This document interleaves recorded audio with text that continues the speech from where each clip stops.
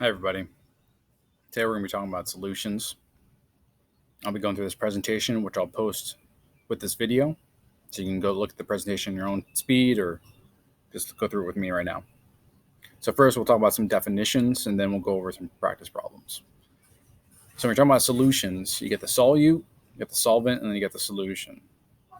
The solute is just the thing that dissolves in the solvent to make a solution. There's three different types of solutions we're going to talk about. You have a saturated solution. A saturated solution just has a lot of stuff in it. Classic example is salt. All right, so a saturated solution will have like a lot of salt in it. Unsaturated solution would have no or just a tiny amount of salt in it. You know, if we're just using salt as our solute and we're dissolving it in water, water is our solvent, you just do a little bit of salt, you're going to have an unsaturated solution.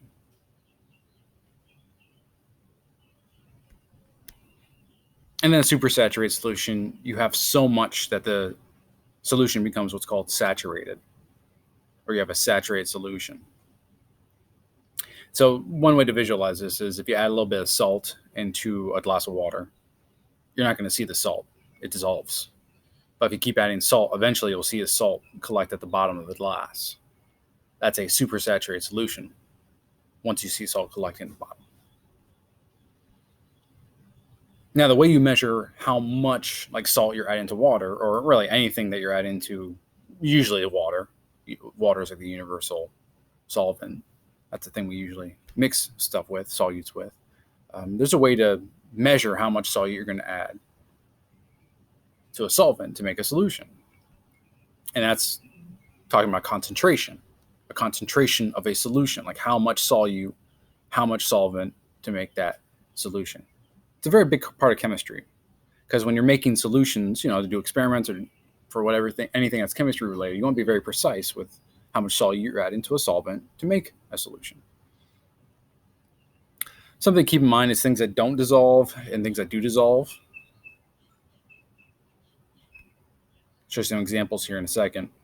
This brings electrolytes to mind. So classic example is salt. Salt dissolves in water, and that makes a electrolyte solution. The Na, or the sodium, separates from the Cl, the chlorine, and it bounces around with the water molecules. Now, the reason it's called an electrolyte is because it now conducts electricity. You take salt, you dissolve it in water, you have a solution that will conduct electricity, thus the name electrolyte. You've probably heard of sports drinks having electrolytes in them. And all that really means is that they have salt in them or potassium in them, dissolved in the stuff that you're drinking. Non-electrolytes will not conduct electricity. Want to make a guess as to what a non-electrolyte might be? Here we have sugar. That's a classic example of a non-electrolyte. Anything else you can think of? Examples here. Alcohols usually don't conduct electricity. KCl is a lot like NaCl, so it definitely conducts electricity. Vinegar, not very good at conducting electricity. Or acetic acid. And here's some other examples you can see here. So when it comes to concentration, molarity is the big term that you want to remember with chemistry. That's how much solute you have in your solution. Now, for all of our examples, our solution is going to be water.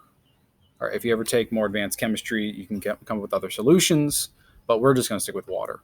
That's the classic solvent. So this is basically moles over liters. Your top number should always be a number in moles, and your bottom number should always be a number in liters, and that will, dividing one over the other, gives you a molarity of your solution that you're theoretically making. And remember, moles is just the amount of something. We talked about that 1 mole is 6.022 times 10 to the 23rd. Atoms or particles, it's just an amount of something. All right, practice questions. I will get to practice questions in a moment.